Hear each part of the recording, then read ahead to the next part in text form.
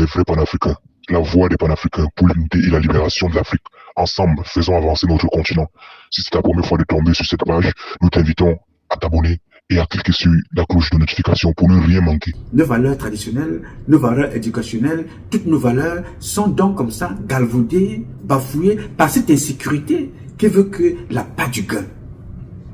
Cette part du gain là nous détourne nos enfants, détourne nos garçons, détourne nos parents. Toujours la part du gain. J'ai besoin de 10 voitures Land Cruiser. J'ai besoin de 10 voitures Toyota. J'ai besoin de 10 voitures Mercedes. Demain, vous allez apprendre qu'il a besoin de Ben. Après, il a besoin des hélicoptères. Et quand vous allez regarder les factures, un jour, dans les listes de dépenses, vous allez trouver ces voitures-là qui ont été données par Eneo, mais qui ont été dépensées dans l'armée. Et ça, vous retrouvez ça partout. Cette insécurité, vous la retrouvez partout. On te parle de la ligne 94. Elle fonctionne comment? On vous dit que les gens vendent les caleçons. C'est-à-dire, moi, je mets mes caleçons dans le budget de l'État. Ça passe au cabinet civil. C'est de l'insécurité. Cette insécurité-là part de nos comportements. L'insécurité de nos dépenses. De la gestion de nos dépenses. On a instauré une insécurité dans les comportements qui veut que cette insécurité-là et cette mentalité qui ne cadre plus avec la morale du service, la morale de la société, la morale de la gestion, la morale de ce que l'on est. Faire attention à la différence entre ses comptes et les comptes d'autrui. On trouve donc qu'il y a des gens qui livrent des caleçons à la présidence. En termes de milliards, des caleçons en quoi? En or massif. Des caleçons qui permettent aux gens de ne pas faire dans l'adultère. Des caleçons qui détectent des maladies, des caleçons qui protègent les testicules. C'est des caleçons qui sont comment pour qu'un individu livre des caleçons en millions. Ce n'est pas un problème. Mais la présidence, c'est un supermarché. C'est un grossiste. C'est des caleçons destinés à l'armée. C'est des caleçons destinés à la police ou à la gendarmerie. C'est quoi ces caleçons? Donc, ça peut être ironique ce que je vous dis là, mais c'est de l'insécurité dans nos comportements qui crée l'insécurité sociale, l'insécurité publique. Malheureusement, tout ce que ces gens-là prennent ne sert pas à la société. Alors si tu essayes un peu de les raisonner, ils sont frustrés, ils te prennent pour un ennemi. Allez regarder le village de Ngolongoma. Même sa famille, les muets, les sous-muets, les aveugles, ont des immeubles. Mais allez regarder l'armée qu'il sert. Mais vous regardez comment les militaires pleurent. Alors qu'il était dans la décision. Il n'est jamais descendu pour aller à Mora, aller voir comment les militaires vivent. Pour aller à Kolofata, pour aller au Nozo, voir comment les militaires vivent. Vous comprenez? Vous savez pourquoi Ibrahim Traoré est devenu président? Il vous dit, j'ai été sur le terrain. J'ai vu. J'ai dit qu'il fallait que ça change. Vous n'allez pas tous devenir des présidents au Cameroun. Mais allez sur le terrain, informer le président de façon objective. Je vous assure, vous rentrerez dans l'histoire. Jeune que vous êtes, vous rentrez dans l'histoire. Oui, monsieur. Un jour, ça c'est une petite confidence que je vous donne. Je vous ai déjà raconté cette histoire, mais je n'ai pas fait la fin de l'histoire. Je m'en vais au département d'État. Nous sommes là après 2016. Je ne me rappelle plus, 2016, 2017, 2018. Ouais, nous sommes là après 2016 en tout cas. Donc, je vais là-bas pour une réunion pour parler du Cameroun. Arrivé là-bas, les propositions nous sont faites. Nous aussi, on a fait des propositions. On tombe donc d'accord avec un certain nombre de choses. On dit, voilà, bon, monsieur Numa, vous, quand on rencontre certaines personnalités camerounaises, nous pensons que ces gens-là ne disent jamais la vérité à votre président. Vous allez donc publier ça sur vos plateformes pour voir les faits. Ce que ça va donner. Parce qu'il faut que la guerre là s'arrête. Nous avons perdu un pasteur qui est mort là-bas, son nom, Charles Wesco. Quand je sors donc de cette réunion-là, je m'en vais dans un hôtel du coin. Je devais y passer 3 jours. J'ai fait donc une publication sur ma page Facebook de cette affaire et des propositions. Quelques 3 minutes plus tard, le chef Sémile m'appelle. Vous savez, mon numéro de téléphone est public, il est là en bas. À la fin de chaque publication, je donne mon numéro, même sur Facebook ou en vidéo.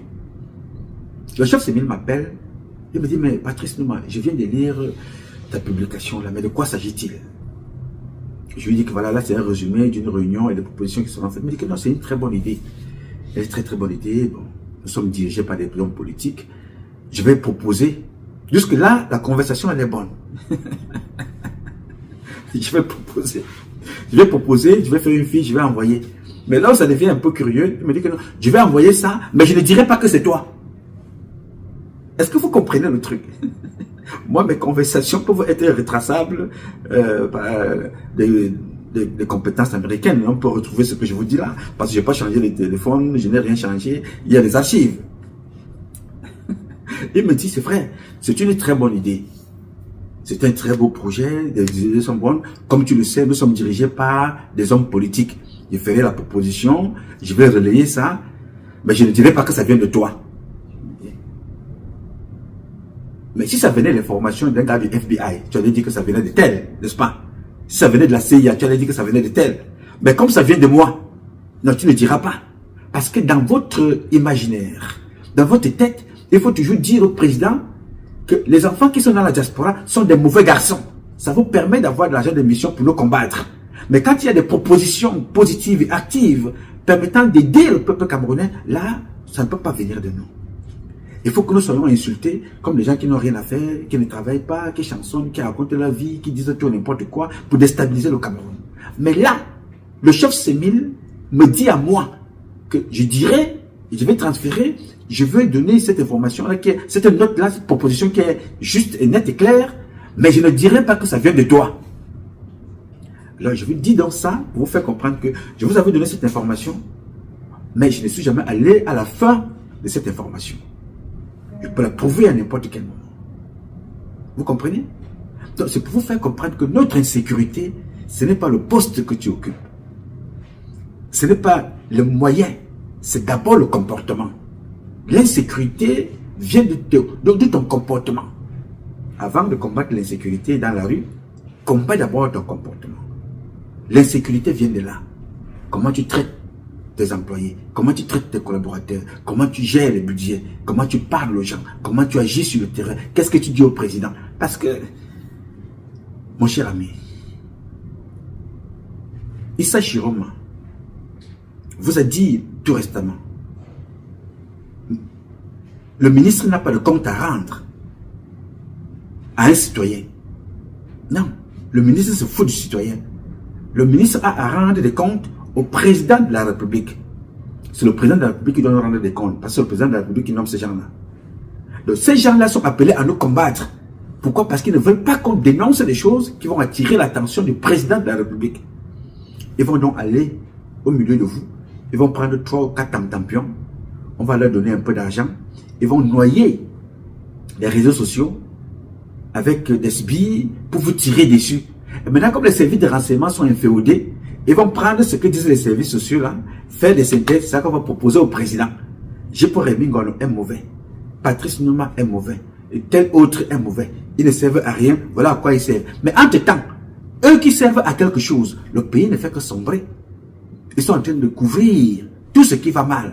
Parce que eux, ils sont les Ngwal, Ikwas. Ngwal, Ikwas. Ils vivent dans l'eau sale. Et ils préfèrent rester là-bas. Les conséquences sont donc ce que vous venez de voir là. Il va demander des véhicules aujourd'hui. Ne soyez pas surpris que demain matin qu'il appelle congé camp, il dit je veux du poisson. Parce que pour me permettre de combattre le terrorisme, j'ai besoin de poisson pour nourrir mes éléments. Ils ont déjà fait ça une fois. Vous avez la mémoire courte, je vous rappelle. Je vais réveiller votre mémoire. Souvenez-vous que le président de la République s'était levé un jour, il dit je vais reconstruire le Nozo. Je demande la contribution de tous les citoyens camerounais et des donateurs. Les Camerounais ont donné, même les Bayams c'est l'ont donné. Il y a des sacs de riz, des poissons, l'argent, comme Gel Kaman avait donné, les Camerounais de l'argent est passé de partout. Est-ce que vous savez qu'on a on a retrouvé des sacs de riz dans les parkings des voitures et des caisses de poissons dans les parkings des colonels, de certains officiers. L'argent a été volé. À quoi est-ce que ça aurait servi aux Camerounais? Ça a été détourné. Vous vous souvenez du riz Orca? Vous vous souvenez de cette affaire? On accuse Manoda Malachi d'avoir vendu tout le riz. Manoda Malachi accuse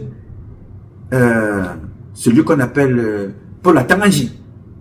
Vous savez que Paul Atanganji, son nom aussi sort dans l'assassinat de cette femme qu'on a tuée, la Marie-Lou. Ce que je dis là, sur cette information-là, je ne peux pas le... Mais je vous dis ce que je lis dans les réseaux sociaux et dans les informations qui me sont données, que Paul Atanganji sortait avec cette femme-là aussi.